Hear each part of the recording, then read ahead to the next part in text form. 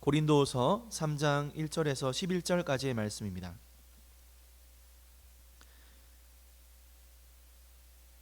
고린도후서 3장 1절에서 11절까지의 말씀입니다.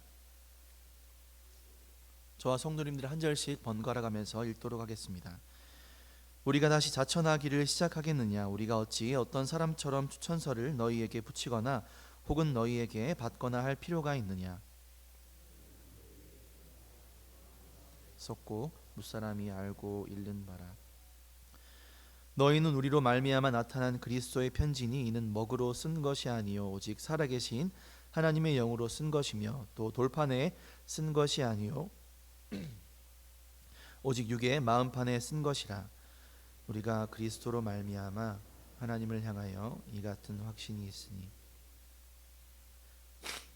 우리가 무슨 일이든지 우리에게서 난 것 같이 스스로 만족할 것이 아니니 우리의 만족은 오직 하나님으로부터 나느니라. 그가 또한 우리를 새 언약의 일꾼 되기에 만족하게 하셨으니 율법 조문으로 하지 아니하고 오직 영으로 함이니 율법 조문은 죽이는 것이요 영은 살리는 것이니라. 돌에 써서 새긴 죽게 하는 율법 조문의 직분도 영광이 있어 이스라엘 자손들은 모세의 얼굴에 없어질 영광 때문에도 그 얼굴을 주목하지 못하였거든.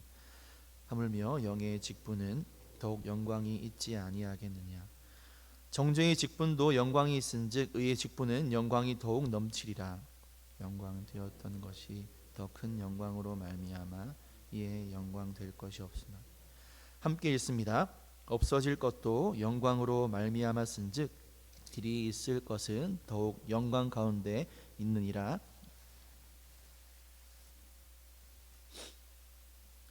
오늘 함께 읽은 본문은 바울이 자신의 사도직에 대해서 변호하고 있는 부분입니다.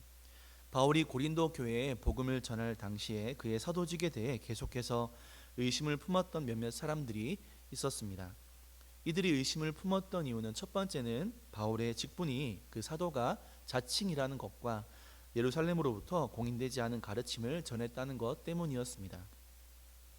그들은 이 두 가지를 들어 바울이 복음을 전할 자격 자체가 없는 사람이라고 공격했고, 바울은 그것을 확실히 정리하기 위해서 다음과 같이 말합니다. 1절입니다. 우리가 다시 자천하기를 시작하겠느냐? 우리가 어찌 어떤 사람처럼 추천서를 너희에게 붙이거나 혹은 너희에게 받거나 할 필요가 있느냐?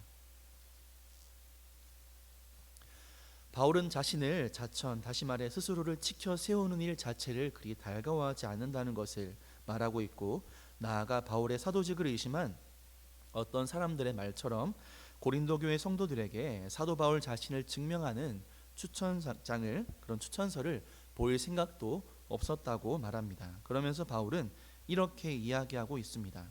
2절과 3절인데요.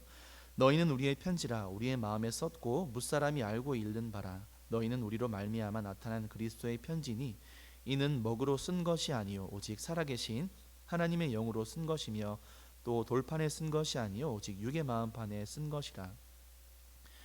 바울은 자신이 하나님께 부름받은 참 사도임을 알리기 위해서 그가 참 사도임을 보여주는 진정한 표시는 바로 고린도 교회 성도들이라고 이야기하고 있습니다. 바울이 고린도 지역에 복음을 전했을 때 그곳의 복음의 열매로 고린도 교회가 세워졌다는 것, 그것 자체가 바울의 사역은 하나님께서 세워주신 그러한 참된 사역이었다는 것을 우리는 알 수 있게 되는 것입니다. 아마 고린도 교회 성도들로 이 부분에 대해서 잘 알고 있었을 것입니다. 바울은 고린도 지역에서 거진 1년 6개월을 살며 그곳의 성도들과 함께 동고동락하며 지내왔습니다. 그리고 그들에게 거짓이 없는 예수 그리스도의 복음을 전했습니다. 그 결과로 나타나는 것이 바로 고린도 교회 성도들이었던 것입니다. 그들이 바로 바울의 삶과 사역의 열매였습니다. 바울은 또 이것을 확실하게 하기 위해 너희는 그리스도의 편지다.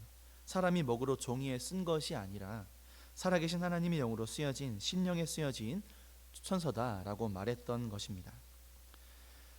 이어서 바울은 계속해서 자신의 사도직에 대해서 이야기하고 있는데 특별히 그것의 영광스러움에 대해서 이야기하고 있습니다. 우리 4절과 5절 말씀을 성경을 통해 읽도록 하겠습니다. 시작. 우리가 그리스도로 말미암아 하나님을 향하여 이 같은 확신이 있으니 우리가 무슨 일이든지 우리에게서 난 것 같이 스스로 만족할 것이 아니니 우리의 만족은 오직 하나님으로부터 나느니라. 네, 5절에서 만족이라는 표현이 나오는데 이것은 능력이라는 뜻으로 해석될 수 있습니다. 바울은 사도라는 직분이 세상의 직업과는 달리 하나님께로부터 난다는 것을, 그리고 그것을 감당하기 위해서는 하나님이 주시는 능력이 꼭 필요하다고 말하고 있습니다. 성도 여러분, 사실 이 바울은 이 자신의 사도됨에 대해서 구구절절하게 고린도 교회 성도들에게 말할 필요가 없었습니다. 왜냐하면 그는 세상 사람들이 바라보아도 아주 뛰어난 스펙을 가지고 있었기 때문입니다. 사도행전 22장에 보면 바울이 3차 전도 여행 당시에 예루살렘에 도착했을 때 그곳에서 체포되게 되는데, 그때 자신을 변호하기 위해 다음과 같이 말했습니다. 나는 유대인으로 길리기아 다소에서 났고 이 성에서 자라 가말리엘의 문화에서 우리 조상들의 율법에 엄한 교훈을 받았고 오늘 너희 모든 사람처럼 하나님께 대하여 열심히는 자라라고 이야기한 바 있습니다. 바울이 이 말을 오늘날 우리 문화에 좀 바꾸어 말하면, 바울은 어렸을 적 강남구 대치동에서 자랐고 그곳에서 여러 유수한 선생님들을 만나 영재 교육을 받았고 이후 명문 고등학교인 민족사관학교에서 수학한 후에 우수한 성적으로 하버드에 입학했다는 것과 거의 동일한 것입니다.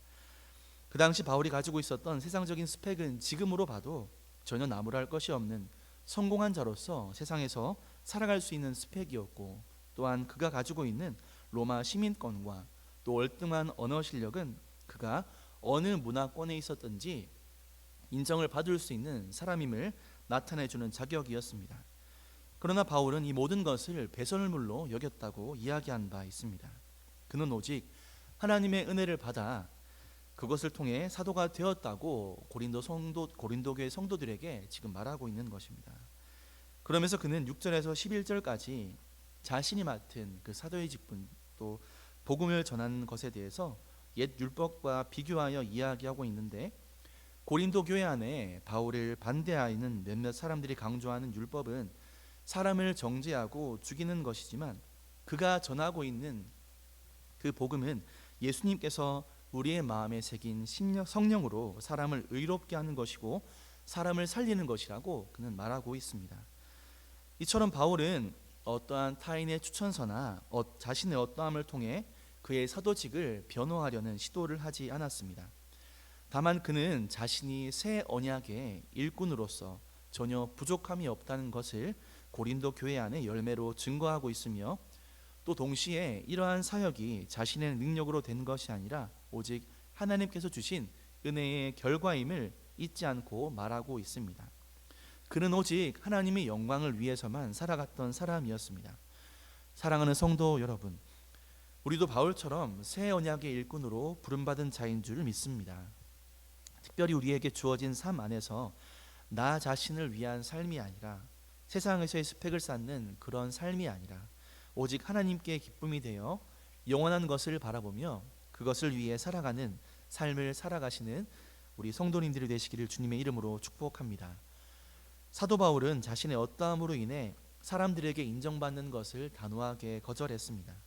다만 그는 자신을 통해서 모든 곳에서 예수님의 복음이 살아 역사하길 힘썼습니다. 하나님은 또한 그런 그에게 귀한 사역의 열매를 허락해 주셨고, 사도 바울은 그것이 이 세상에서 누릴 수 있는 어떤 영광보다 더 큰 영광임을 많은 사람들에게 알리고 있습니다. 우리도 그러한 삶으로 나아가야 할 줄 믿습니다. 세상 안에서 나를 드러내는 어떠한 경력이나 스펙에 힘쓰는 삶이 아니라, 또 사라질 세상의 영광에 주목하는 삶이 아니라 날마다 하나님을 만나 교제하며 그 안에서 누리는 풍성한 은혜가 넘쳐 흘러나는 삶을 살아가야 한다는 것입니다. 그래서 바라기는 오늘 하루의 삶 속에서 성도 여러분들이 속한 가정과 직장과 여러 곳에서 하나님의 살아계심을 드러내는, 그리하여 성도님들만의 신앙의 스토리를 만들어 가시는 귀한 하루의 삶이 되시기를 주님의 이름으로 축복합니다. 기도하겠습니다. 사랑의 하나님, 은혜와 사랑을 감사드립니다. 오늘도 이 새벽에 함께 모여 예배할 수 있는 복된 하루를 주심에 또한 감사합니다. 하나님, 오늘 우리에게 주어진 삶을 살아갈 때에 우리 자신의 연약함을 인정하고 겸손한 마음으로 성령 하나님의 인도하심을 구하는 그런 하루가 되게 하여 주시옵소서. 또한 우리를 새 언약의 일꾼으로 세워주신 하나님을 기억하며 우리에게 주어진 모든 삶의 환경 안에서 나를 위한 삶이 아니라 다른 사람들을 축복하고 그들에게 하나님의 은혜와 사랑을 전하는 복음의 삶을 살아갈 수 있도록 용기와 믿음 또한 허락해 주시옵소서. 특별히 모든 세계의 사람들이 힘든 코로나의 시기를 겪고 있습니다. 이 시기를 지나는 동안에 하나님께서 우리에게 바라고 원하시는 것이 무엇인지를 지혜롭게 깨달아 그것을 실천하는 믿음을 우리에게 허락하여 주시옵소서. 모든 말씀 거룩하신 예수님의 이름으로 기도드립니다. 아멘.